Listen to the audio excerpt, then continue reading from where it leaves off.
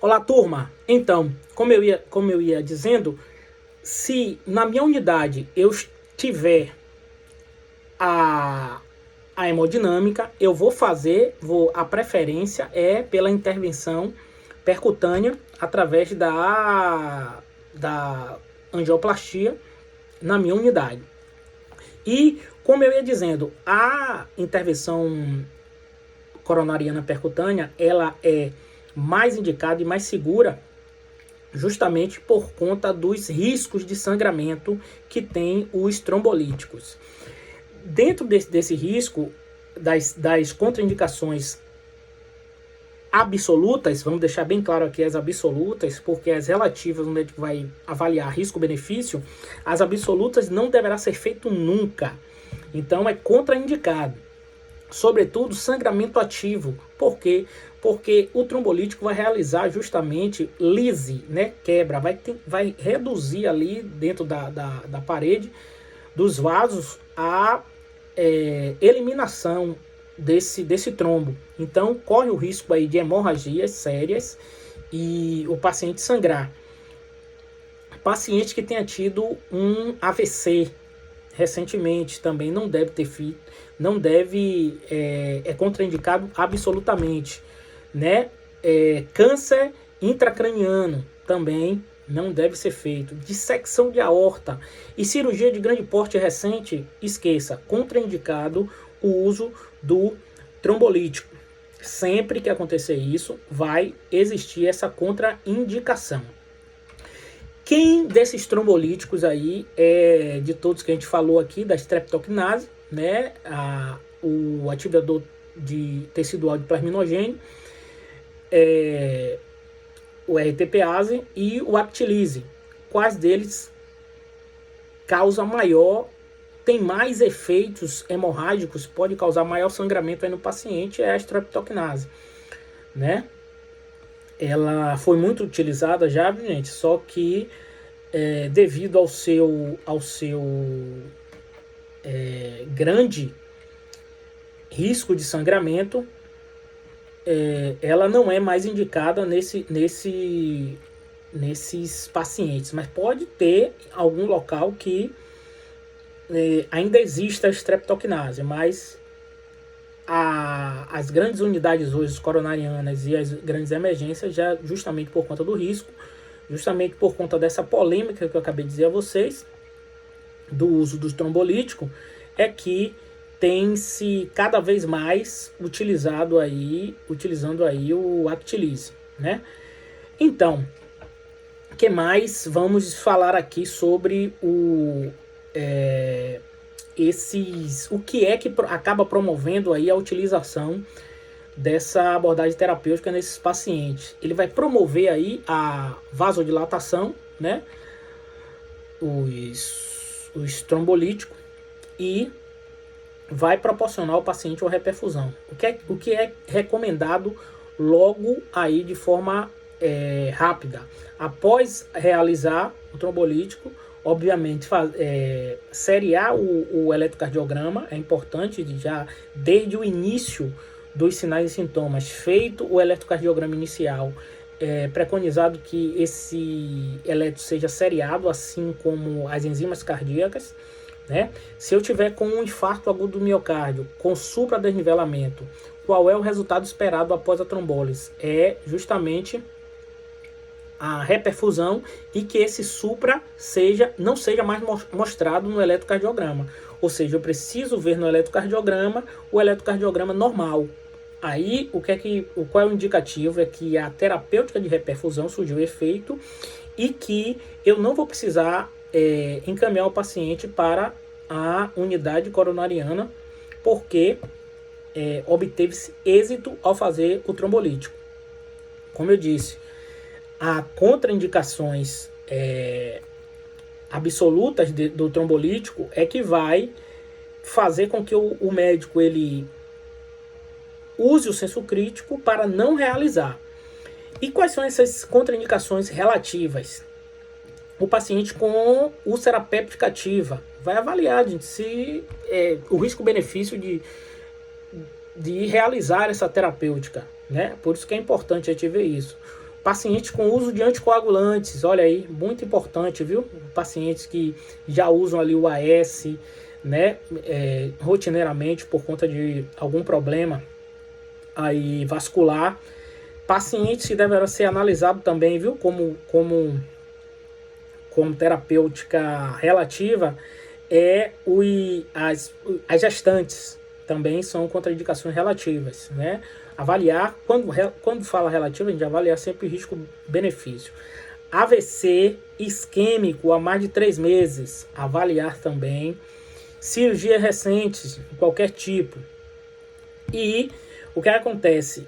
A hipertensão arterial não controlada. Esses pacientes que têm um exemplo, quando estudamos aí hipertensão arterial, nós vimos que uma emergência hipertensiva tem lesão de órgãos-alvos e, obviamente, um dos órgãos-alvos é o próprio coração. Então, se eu estou com uma PA ali acima de 180, a literatura traz por 100, 110 e eu não consigo reduzir, é uma contraindicação também relativa para o uso dos trombolíticos. Sobre a análise dos indicadores, dos marcadores cardíacos. Ele também precisa ser seriado desde o momento da dor. O paciente foi admitido, sala vermelha, laboratório, iniciou. Se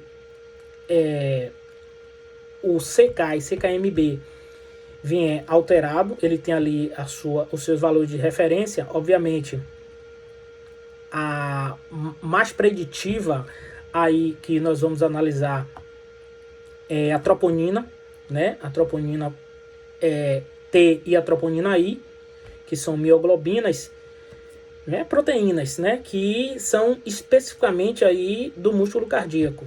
Então, ela vai sofrer essa alteração. Né? A creatinoquinase, que é a CK, ela pode dar alterações de até com uma atividade intensa, atividade muscular intensa, os grandes corredores, né? A própria síndrome compartimental. Tudo isso pode levar o paciente ao aumento, né, dessa CK, da creatinoquinase.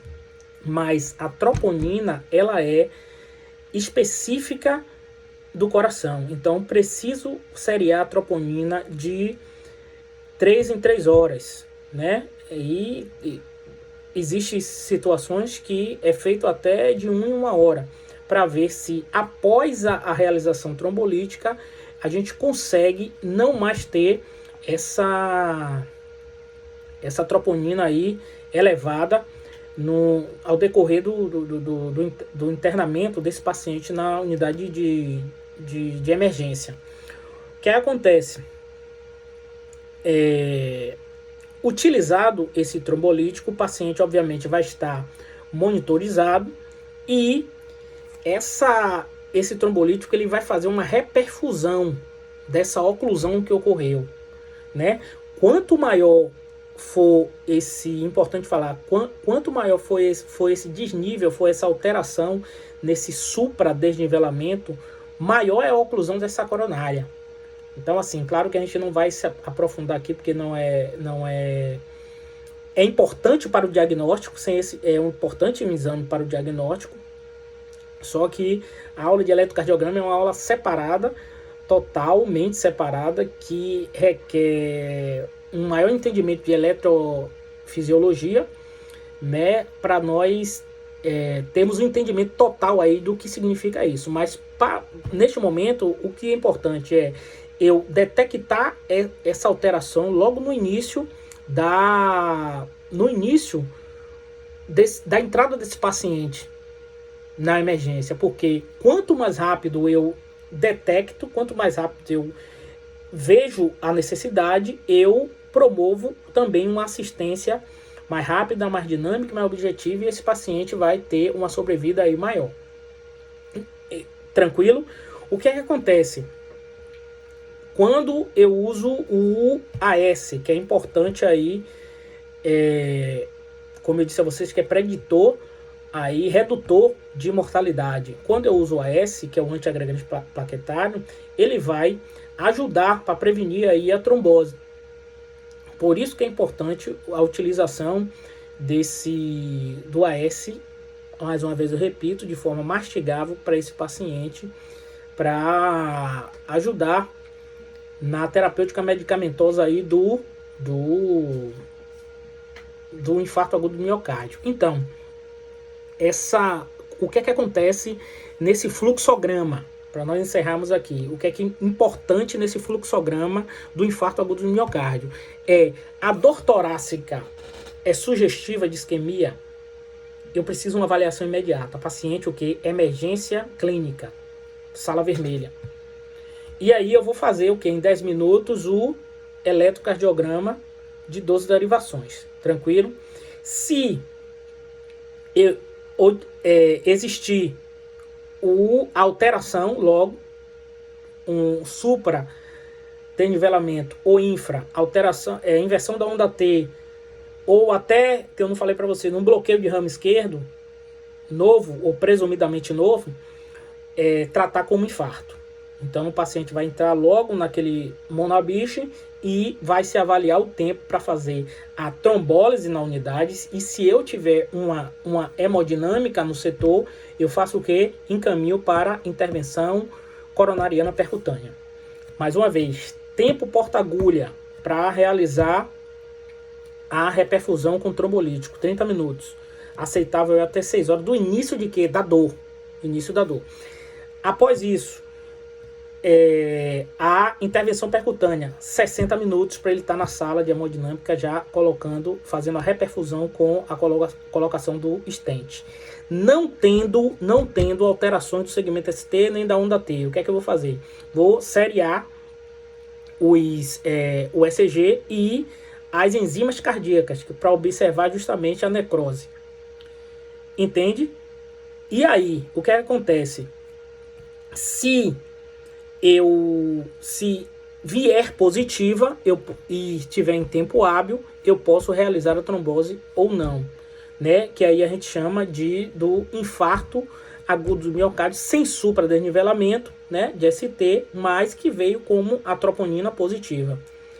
Tranquilo? Se houver aí nesse intervalo, ao invés de um supradesnivelamento, uma depressão, um infradesnivelamento desse segmento ST do eletrocardiograma.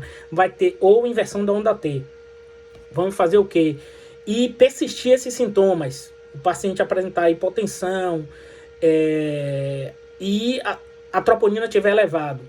Aí o paciente ele tem alto risco, né, de um acidente isquêmico, né? Ou a gente vai caracterizar o infarto agudo do miocárdio sem onda Q patológica. Tranquilo, gente? IAM é um assunto complexo, maravilhoso, e espero ter deixado claro. Coloca a dúvida, curte, compartilha, estuda, que a vida muda. Grande abraço.